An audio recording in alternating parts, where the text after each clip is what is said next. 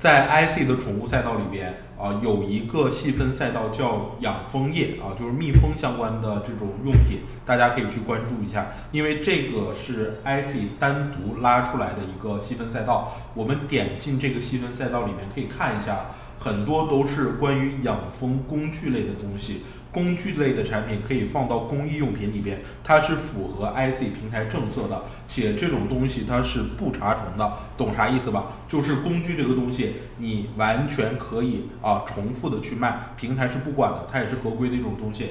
然后蜜蜂养殖的这些我不是特别懂看不太懂，但其实客单价都挺高的。你看有这个工具箱，然后还有这个就是防风的这种面罩。然后还有这个扳手，你看这个扳手，这家店是个大店，